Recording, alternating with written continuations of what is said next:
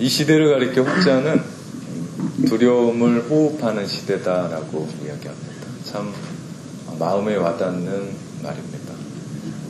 참 두려울 것이 많은 세상입니다. 크게는 땅이 흔들리는 지진이 두렵습니다. 전쟁이 두렵고 핵의 문제가 두렵고 그리고 환경의 문제 그리고 정치의 문제들이 우리를 두렵게 합니다. 작게는 우리의 가정 안에 자녀가 그리고 남편이 아내가 사랑하는 이들이 건강에 대한 두려움이 있습니다. 나이 들어가시는 부모님이 쇠약해지는 두려움이 있습니다. 학업에 그리고 안전에 재정에 참 많은 걱정들과 어려움이 우리 안에 있습니다. 심지어 어떤 사람들은 아무 일도 없고 평탄한데 그게 더 두려운 사람이 있어요. 아무것도 일어나지 않을 때 또 두려워합니다. 이런 사람을 사서 두려워한다라고 얘기도 합니다. 성경에 보면 하나님은 두려워하지 말라라고 우리 가운데 366번이나 말씀하세요. 1년이면 365일인데 한 번 더 말씀하시면서 너희 두려워하지 마라. 너희 두려워하지 마라 말씀하십니다. 그 말씀을 가만히 생각해보면 묵상해보면 세상을 살아가면서 우리가 두려울 게 참 많다는 겁니다. 없으면 주님이 그런 말씀 안 하셔도 돼요. 그런데 세상을 사는 우리에게 어디를 보아도 두렵기 때문에 너희 두려워하지 마라. 내가 너희와 함께한다. 너희 두려워하지 마라. 나의 전능의 손으로 너를 붙들 거다. 계속해서 우리 가운데 두려워하지 말라고 말씀을 합니다. 왜 우리가 이렇게 두려울까요?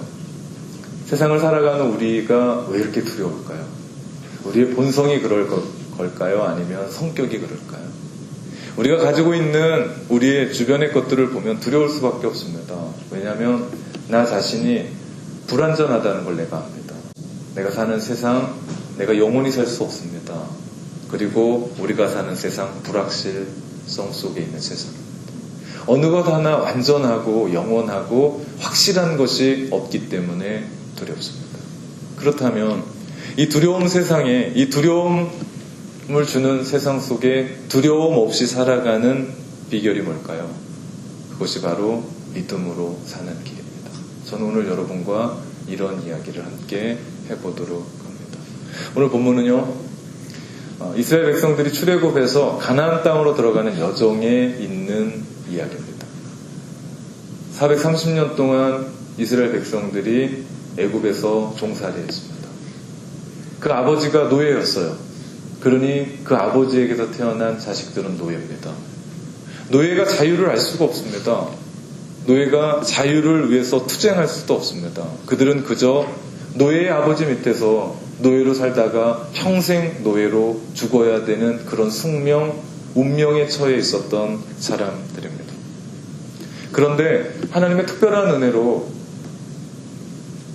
하나님의 특별한 섭리로 그들은 애굽을 탈출하게 됩니다. 하나님의 권능이 10가지 재앙을 애굽 땅에 내리게 되었고 그 일들로 말미암아 바로가 두 발 두 손을 다 들고 이스라엘을 내보냅니다. 내보내다 보니까 아까운 거예요. 그래서 그 당시 세계 최고라고 하는 애굽의 최신 군대 철병거를 앞세워서 이스라엘 백성을 뒤쫓습니다. 앞은 홍해가 가로막고 있고 뒤에는 애굽의 철병거가 달려옵니다. 그럴 때 하나님은 또 능력으로 홍해를 가르시죠. 그래서 그들이 마른 땅으로 걸어갈 수 있었습니다. 그들은 그 당시 신광야, 지금으로 말하면 시나이 반도의 북동쪽의 능선을 따라서 그들은 걷습니다. 지금도 그 광야, 그 사막 횡단하기 어렵다고 말합니다. 그런데 그 당시 60만, 남자만 그렇습니다. 어린아이, 그리고 여자들, 그리고 노인들까지 하면 120만, 어떤 학자는 240만까지 보는 학자도 있습니다. 그들이 그 길을 걷습니다. 전적인 하나님의 은혜가 아니면 표현할 길이 없습니다. 광야는 풀 한 폭이 나지 않는 곳입니다. 풀 한 포기가 없습니다. 땅에서 얻을 수 없으니까 하나님은 하늘을 여셔서 그들에게 양식을 공급하는데 그것이 만납니다. 메추라기죠. 그리고 모래에서 물을 얻을 수 없으니까 바위를 쳐서 물을 내게 하셨습니다.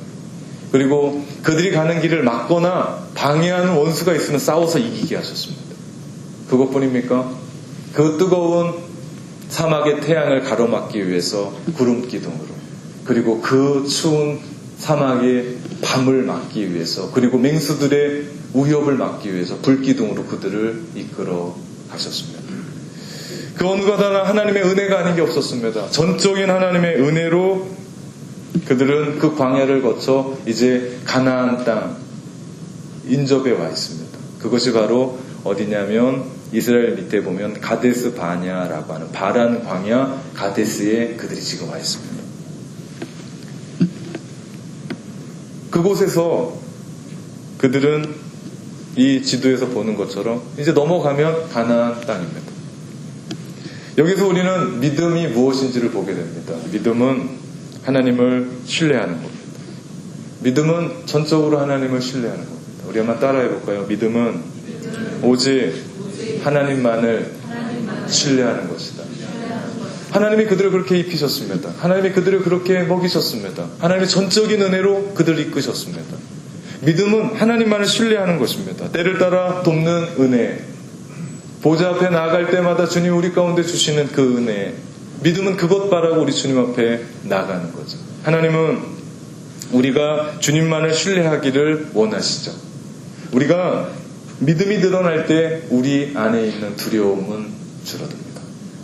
왜 우리 안에 두려움이 가득한가? 그것은 우리 안에 믿음 때문입니다.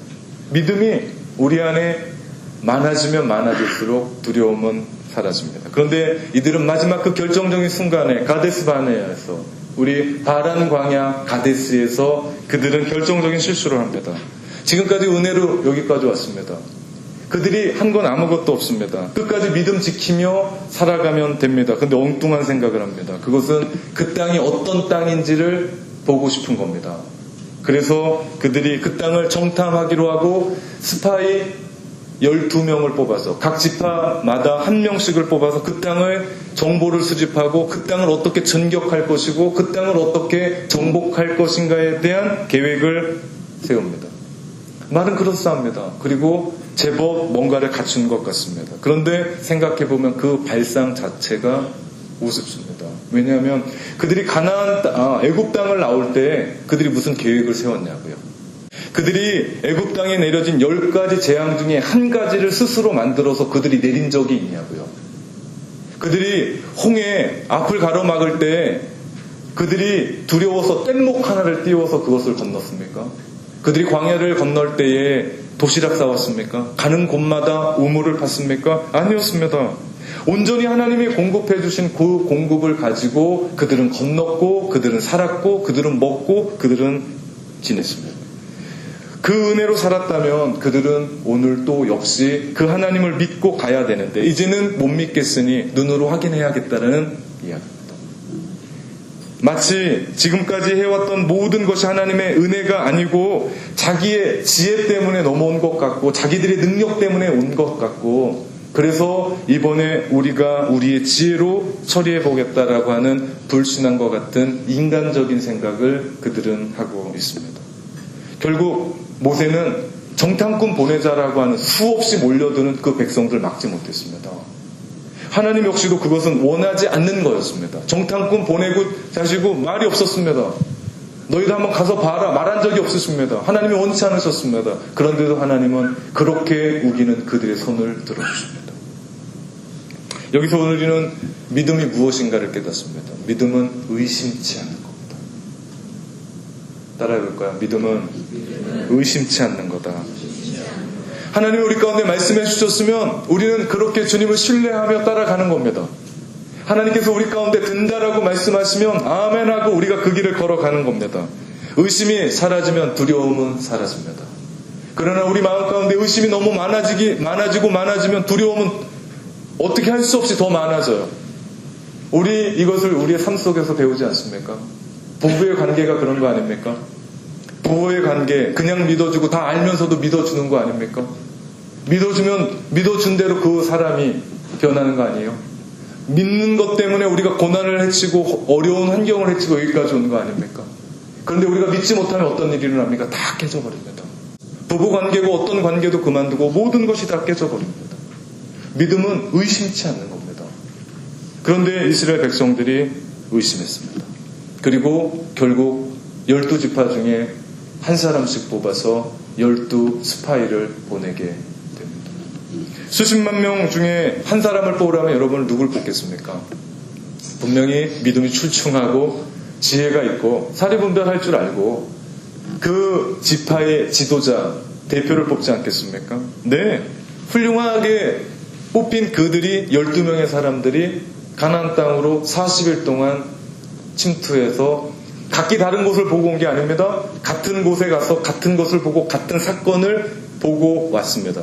그리고 거기에 있는 열매들을 가지고 돌아왔습니다. 그런데 문제는 12명의 사람들이 10대 2로 결과가, 보고 온 정탐의 결과가 다릅니다. 보는 것 중요합니다. 근데 더 중요한 건 무엇을 보느냐는 거죠. 사람은요, 자기 마음의 소원을 보게 되어 있습니다. 즉, 본다라는 이야기는 믿음에 관한 이야기입니다. 12명의 정탐꾼 중 믿음의 사람 여호수아와 갈렙 외에 10명의 사람들은 그 땅에 대해서 악평을 합니다. 그 땅은 사람들을 삼키는 땅이요, 그곳은 사람들이 살지 못하는 땅입니다. 그 땅의 사람들은 키가 얼마나 큰지, 그들은 네피림의 후손 아낙 자손으로 거인입니다. 그들은 대장부입니다. 그들 비해서 우리는 메뚜기 같습니다. 그들의 성은 얼마나 견고하고 높은지 모릅니다. 못 들어갑니다. 안 됩니다. 거기 들어가면 다 죽습니다. 절망을 보고합니다. 온 이스라엘 백성들이 그 이야기를 듣고 다 두려웠습니다. 10명이 이야기해줬던, 자기 지파 사람들이 이야기해줬던 그 이야기를 듣고 다 떨었습니다. 하나님이 주신 약속의 땅이었는데, 하나님이 약속해 주셨던 젖과 꿀이 흐르는 땅이었는데 못 들어간다고 이야기를 하는 겁니다. 한편 여호수아와 갈렙은 사람들 앞에 조용히 시키고 얘기합니다. 맞습니다. 그 땅은 하나님이 우리 가운데 주신 젖과 꿀이 흐르는 땅이 맞습니다. 우리가 가져온 과일을 보십시오. 그 땅에서 나온 겁니다. 하나님이 우리에게 주신 아름다운 땅입니다. 하나님이 우리에게 주셨으니 그들은 우리의 밥입니다. 올라가면 됩니다. 그들을 취하면 됩니다. 믿음의 보고를 합니다. 30절 말씀입니다. 같이 읽어볼까요? 갈렙이 모세 앞에서 백성을 조용하게 하고 이르되 우리가 곧 올라가서 그 땅을 취하자 능히 이기리라. 올라갑시다. 취합시다. 능히 이길 겁니다. 믿음의 보고를 합니다. 10명의 사람들이 불신의 보고를 했습니다. 절망의 보고를 했습니다. 그리고 2명의 사람이 믿음의 보고를 했습니다. 10대 2입니다. 오늘날 우리가 살아가는 이 세상에서 다수결의 원칙으로 보면 10이 이깁니다. 못 들어가는 겁니다. 할 수가 없습니다. 그런데 믿음의 세계는 다르다는 거죠. 믿음의 세계는 다수결이 아닙니다. 왜 이렇게 다를까 생각해 봤습니다. 왜 10명의 사람들이 똑같은 거 보고 와서 이렇게 다를까 생각해 봤습니다. 이유는 한 가지입니다. 그들의 얘기를 들어보면 지금 애굽을 탈출했고 홍해를 건넜고 그 험한 광야를 걸은 것이 모두 내가 잘나서, 내가 실력이 출중해서, 내가 능력이 있어서 마치 자기들의 힘으로 나온 것 같이 이야기합니다. 망상입니다. 착각입니다. 하나님이 어떻게 그들을 이끄셨고, 하나님이 그들을 어떻게 입히셨고, 하나님이 그들을 어떻게 먹이셨고, 하나님이 그들을 눈동자와 같이 보호하셨다는 거 다 잊고 내 지혜로, 내 능력이 출중해서 내 능력으로 마치 여기까지 온 것처럼 이야기를 합니다. 다 잊어버렸습니다. 그리고 나서 그 문 앞에 있는 그 두려움 때문에 떨고 있는 그들, 메뚜기 같답니다. 우리 자신이 메뚜기랍니다. 밟으면 그냥 으깨지는 메뚜기와 같은 불신앙 그 자체죠. 불신앙과 믿음이 없는 신앙이 안 되는 이유는 바로 그들이 자기들의 말을 하고 있기 때문입니다. 메뚜기인데 되겠습니까? 안 된다라고 이야기하는데 그 일이 되겠습니까? 될 리가 없습니다. 그들은 믿음 있는 사람들이었다면 분명히 과거에 하나님께서 우리를 이렇게 이끄셨고 오늘도 그 하나님께서 우리를 이끄셨기에 여기 와 있고 미래도 하나님께서 우리를 이끌어 가실 겁니다. 여호수아와 갈렙처럼 올라갑시다. 취합시다. 능히 이길 것입니다. 하나님이 우리 가운데 주셨습니다. 그들은 우리의 밥입니다. 외칠 수 있어야 됐습니다. 그런데 그러지 못했습니다. 혹 이 모습이 우리의 모습은 아니죠.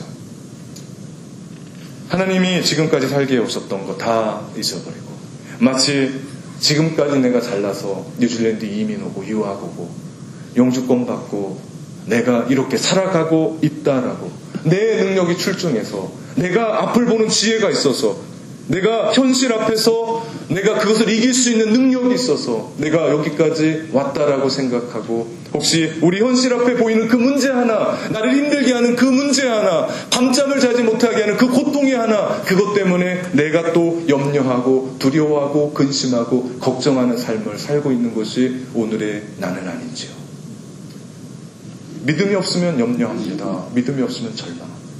근심합니다. 그러고 나면 반드시 우리 가운데 두려움이 있습니다. 이것이 불신앙이죠. 하나님을 믿지 못하는 겁니다. 요즘 여러분은 무엇을 봅니까? 하나님이십니까? 아니면 여러분의 현실입니까? 보는 것도요, 세 가지 관점이 있더라고요. 첫 번째는 사건만 보는 관점입니다. 두 번째는 나의 이성으로 그것을 판단하는 것.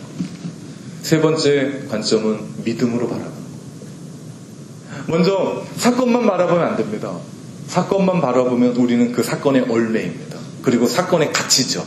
그리고 주변을 바라볼 수가 없습니다. 이게 큰 문제죠. 두 번째, 이성으로 바라보고 나의 지각으로 바라보는 것. 내가 가지고 있는 그 지식이 얼마나 큽니까? 내가 가지고 있는 능력이 얼마나 대단해서 그걸 넘습니까? 생각해보면 세상 살아가면서 내 뜻대로 되는 게 있습니까? 없습니다. 내 마음대로 되는 게 있습니까? 없습니다. 무슨 얘기입니까? 나의 지식이 이렇게 부족하다는 거예요. 나의 소견이 조그만 것에 불과하다는 겁니다. 그런데 그 부족하고 제한된 그 능력으로 그것을 믿고 의존하며 살아간다는 거 얼마나 우습고 어리석습니까? 그렇다면 우리는 이제는 믿음의 눈, 신앙의 눈을 떠야 됩니다. 그것은 하나님의 관점으로 보는 겁니다. 하나님의 섭리로 보는 겁니다. 하나님이 바라보시는 그 눈으로 바라보는 겁니다. 하나님의 말씀으로 바라보는 거죠. 하나님의 심판, 하나님의 구원, 하나님의 섭리로 그 모든 것들을 바라보는 겁니다. 오늘 여호수아와 갈렙은 바로 이 신앙의 눈, 믿음의 관점이 있었습니다. 하나님이 약속을 하셨거든요. 그 약속하신 것을 믿고 그들은 들어갔고 행동했고 그 믿음으로 말미암아 그 약속을 바탕으로 말미암아 그들은 이야기하고 있는 겁니다. 즉 과거에 그런 삶을 살았습니다. 오늘도 지금 살고 있고 미래에도 하나님께서 우리와 함께 하실 겁니다.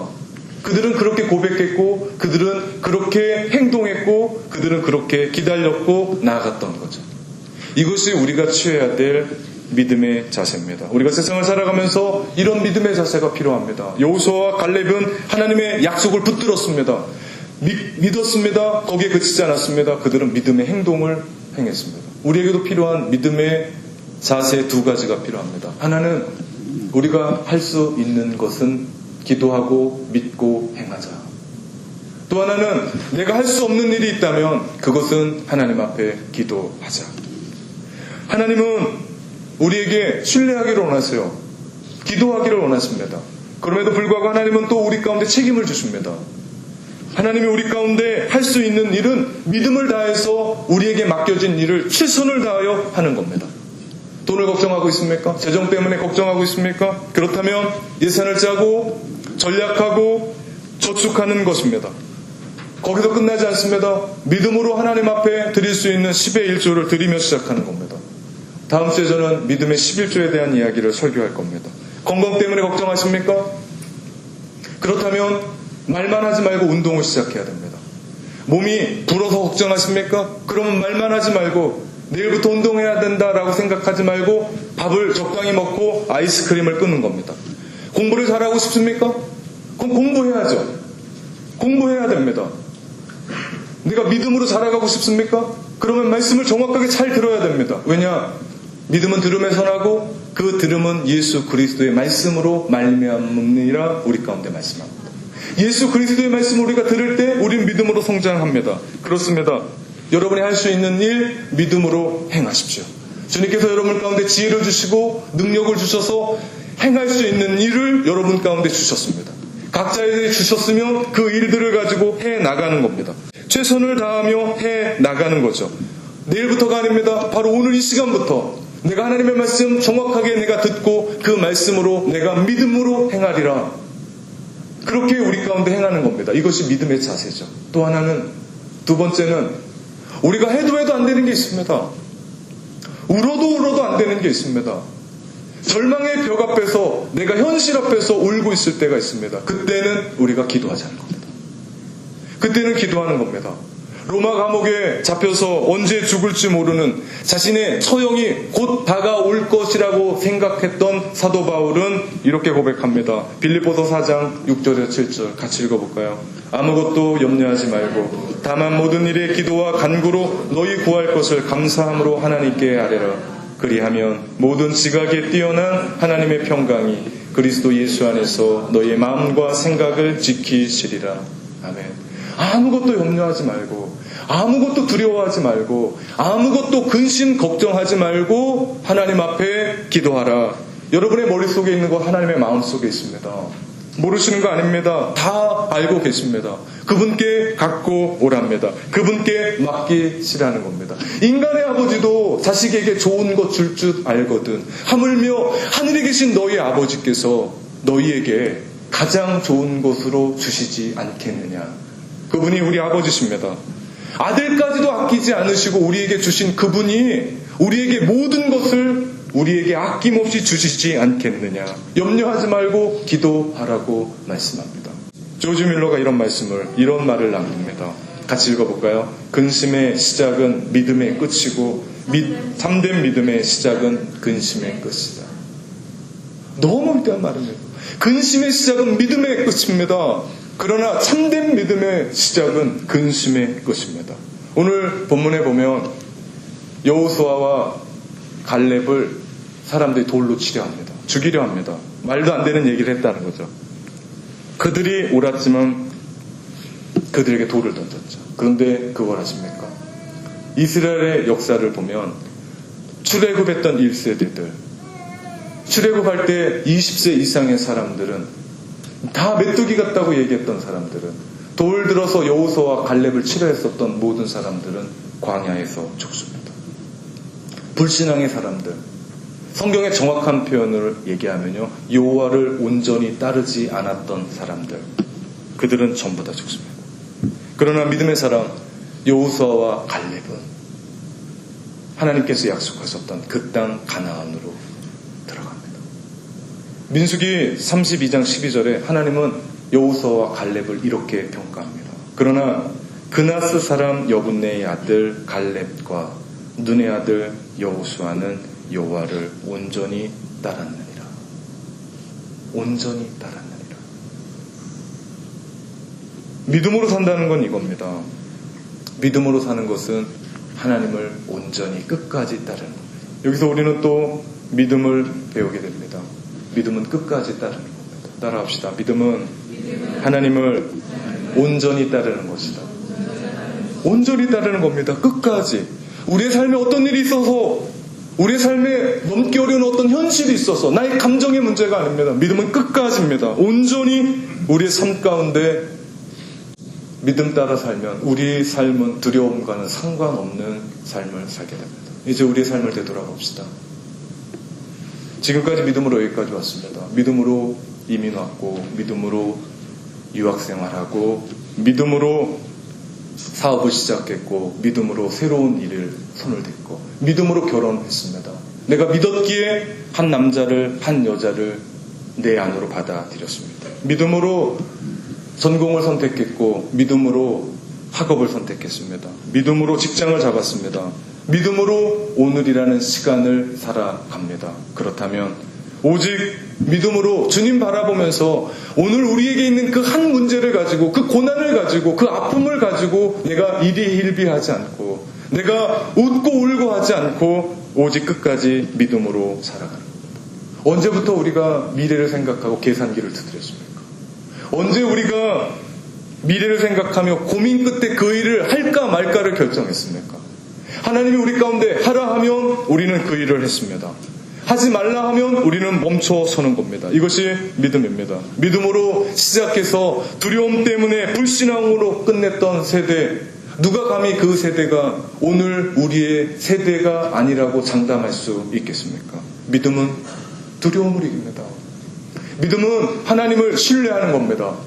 믿음은 하나님을 신뢰하며 의심치 않는 겁니다. 믿음은 하나님을 신뢰하며 끝까지 하나님을 온전히 따라가는 겁니다. 사랑하는 성도 여러분, 믿음이 이깁니다. 기도하겠습니다.